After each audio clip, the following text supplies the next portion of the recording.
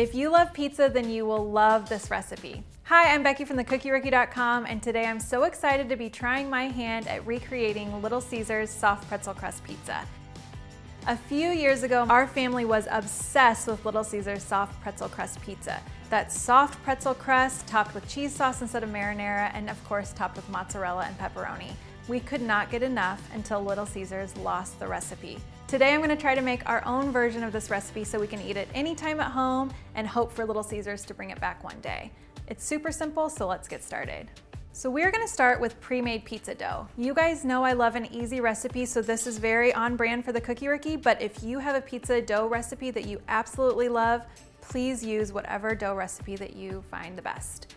We're going to make this into about a 7-inch circle. So I'm just going to use a bowl that's about the right size that I've sprayed with nonstick spray, and we're going to shape this pizza. Once you have the shape, we're just going to roll up the edges a bit to make things a little bit smoother and then kind of form our outer crust. We want the crust to be a little bit thicker than the inside so it holds in all that cheese sauce and mozzarella and pepperoni. I'm just using this roller to kind of bump up the edges just a bit like we talked about. You don't have to do it very much. We don't want the center to be too thin. Once you have your circle, we're actually going to boil the dough, which is what makes it that pretzel consistency and that awesome taste. I've got a boiling pot of water. We're going to add baking soda to our water, and this is the part where you want to be a little bit careful. We do have the boiling water, so it's going to bubble up a lot as we add in the baking soda, so a little at a time, stir, and then add more. Now once your baking soda is all in the pot, we're going to add the pizza dough. This is probably the trickiest part, so just be careful. Right when you put the dough into the water, it's going to sink to the bottom. Use a wooden spatula to just lightly lift it back to the top. After about 20 seconds, I use 2 spatulas to just lightly flip the dough over. In just about 20 more seconds, then we'll take it out of the water. Once you take the pizza dough out of the boiling water, we're just going to place it on lightly greased parchment paper. So I'm going to do a light egg wash on this, which is 2 eggs and a little bit of water. I'm going to put the egg wash all over the dough and then a little bit of extra around the edges, that nice pretzel crust. And then we're going to sprinkle with a coarse sea salt or pretzel salt, whatever salt you like best. I love to add a little bit of cornmeal on my baking sheet. It adds that little bit of crispiness on the bottom and makes things seem extra professional because we are chefs in this kitchen. Okay, this goes in the oven for 12 minutes, and when we come back, we'll be ready to top with that amazing cheese sauce. So now we're ready to make my very favorite part. In my opinion, this is what made that lost recipe from the Little Caesars Soft Pretzel Crust Pizza the absolute best. Swapping out marinara for a spicy cheese sauce is right up my alley and what I want on all my pizzas.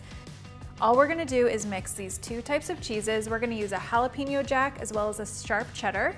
In with the cheese is gonna go a little bit of cornstarch. This is just gonna thicken our cheese sauce and add a little bit of stability for when we use it as a sauce. We're also gonna add a little bit of hot sauce. This is just to add that spiciness that we like on our pizza, but you don't have to add this, it's optional. And then a really important ingredient in this cheese sauce is evaporated milk. What's great about this is that extra water has been taken out of the equation, which won't let things separate once we start heating. I left a little bit on the side for later. If we get a little bit too thick, we can add more later, but I don't want things to be too thin since this is gonna be the base for our pizza.